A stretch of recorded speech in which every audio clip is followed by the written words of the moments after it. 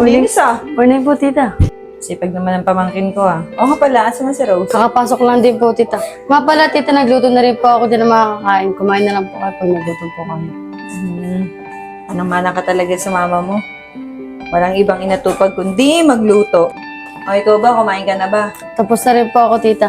Nga pala, tita, lalabas po muna ako. Tuwagin na lang po ako. May kailangan po kayo. Ah, sige, sige. Sigurado ka ba, Aubrey? Dito nakatira si Rose? Oo, sakto, andyan yung ate niyo. Sabi ko naman sa'yo eh. Paano? Lalapitan ba natin ate ni Rose? Wag na. Hintayin na lang natin si Rose umuwi. Baka pumasok yun. Tara.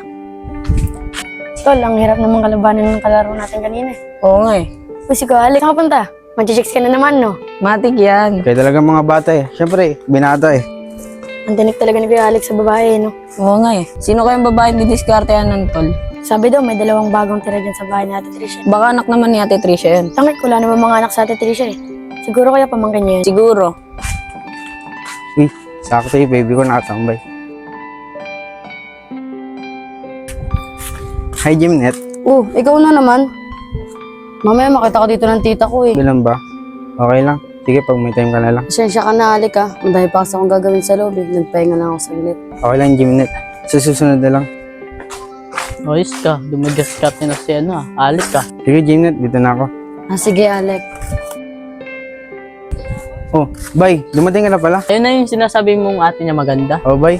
Kaso nga lang, medyo pakipot pa eh. Ang hina mo naman, Alec. Akala ko ba matapang ka sa mga chicks? Oo nga tol eh. Sa dami-dami kong chicks dati eh. Sa kanya lang nabigani. Kaya mo yan. Ikaw pa, nalala na kita. Sige, bye. Gumingi. Nandiyan pa siya. Tara, doon tayo mag-usap. Para di tayo marinig.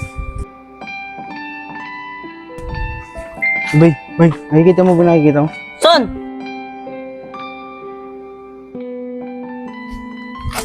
Hi, miss. Bakit po? Pwede ba pakilala? Ako pala si Bay.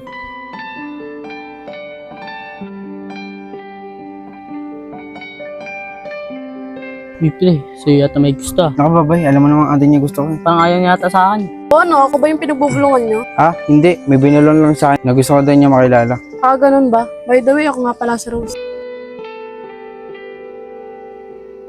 Bagay naman pala eh. Paano, bye? Gawa na ko muna kayo dito. Tumaon na ako, baka pagalitan ko sa kanya ate.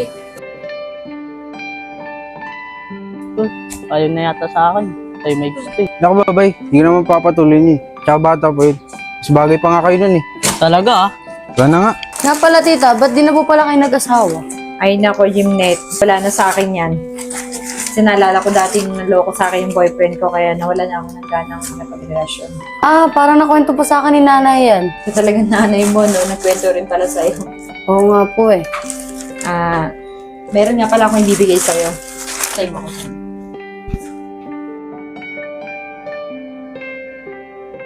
Ito nga pala yung bibigay ko sa'yo, Jimnet.